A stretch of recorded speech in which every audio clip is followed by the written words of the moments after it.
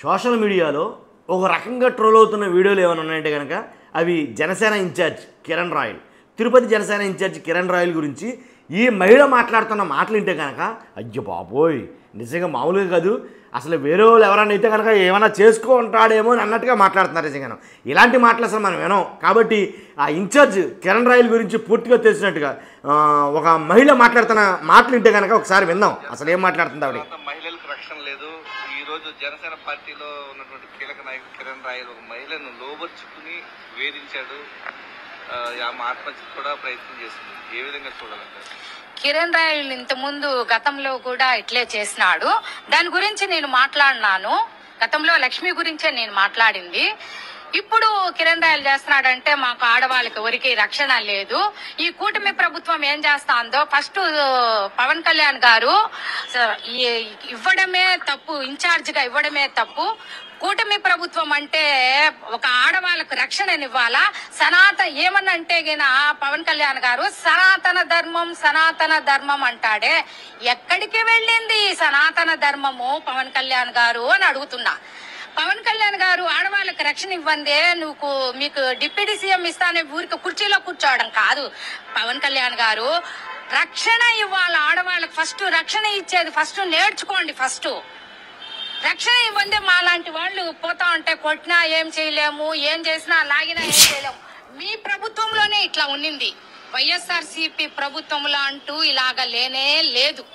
మీ ప్రభుత్వంలో అన్ని అన్యాయాలేను. అసలు కిరణ్ రాయల్ అనే వ్యక్తి ఎవడో అనేది తిరుపతిలో ఎవరికి తెలియదు.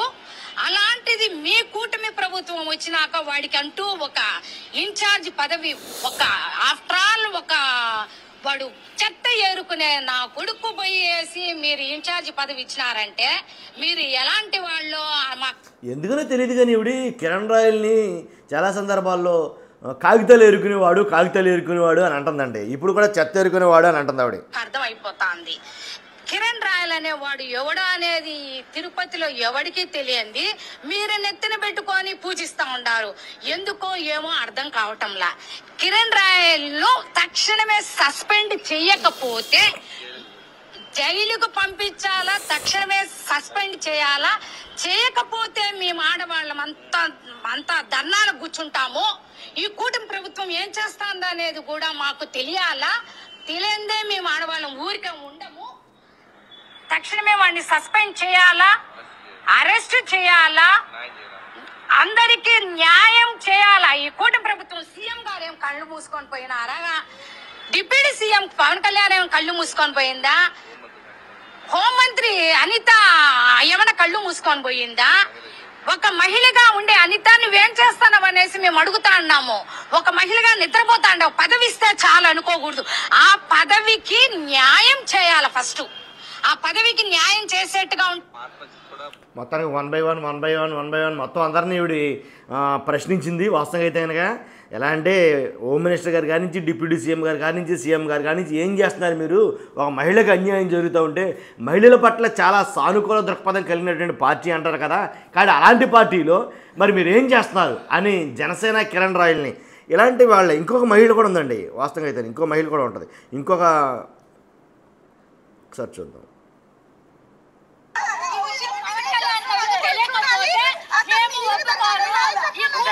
అంటే వీళ్ళు ఎలా అంటే ధర్నా లాంటిది చేస్తున్నారు అక్కడ.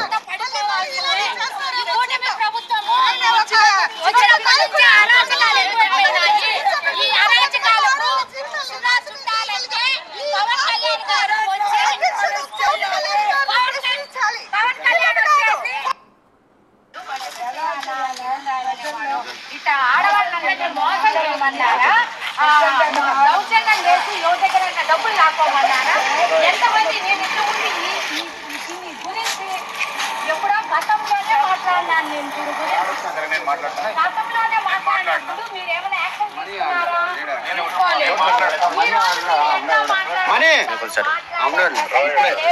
మేము వాళ్ళ ఇంటి దగ్గర పోయి కూర్చుంటాము. వాళ్ళ ఇంటి దగ్గర పోయి కూర్చుంటాము. మీరేం చేస్తారో దానికి మేమంతా రెడీగా ఉంటాము, సిద్ధంగా ఉంటాము. అయినా కూడా వాడి వీడియోలన్నీ రిలీజ్ అయినాయి కదా, వాడు మాట్లాడింది కాదా? మేము అడుగుతాము. చెప్పేది వినేది ఏమీ లేదంటే సార్ నేను చెప్పేది వినండి. ఇప్పుడు ఎంతమంది ఆడవాళ్ళకు మోసం, ఒక్క ఆడవాళ్ళకే మోసం చేయలా, వాడు 10-15 మంది ఆడవాళ్ళకు మోసం చేస్తున్నాడు. ఒక్క ఆడవాళ్ళని మోసం చేయలా, 10-15 మంది ఆడవాళ్ళని మోసం చేశాడు అని చెప్పడం జరుగుతుంది. ఆవిడ మీరు వాళ్ళు చెప్పండి, మీరు ఎట్లా పోలీసులతో వాగ్వాదం చేస్తుంది. వాళ్ళు చెప్పండి, వాళ్ళు చెప్పండి, మీరు ఎట్లా వచ్చినారు? వాళ్ళు చెప్తేనే కదా మీరు వచ్చినారు, వాళ్ళు చెప్తేనే కదా మీరు వచ్చినారు. తప్పకుండా మీరు ఎట్లా వస్తారు? ఇంటెలిజెన్స్ అనేది ఉంటుందా? వాళ్ళ పక్కనే తొత్తులుగా మీరు ఎందుకున్నారు? మేము మేము మేము మాట్లాడే, మేము అధికారంలో ఉన్నప్పుడు ఇట్లా జరిగినాయా? అది ఆ రకంగా పోలీసులు నిలదీయడం, అలాగే కిరణ్ రాయల్ ఇంటి దగ్గర మేము కూర్చుంటాం, మమ్మల్ని కూర్చొనేమో అంటాం.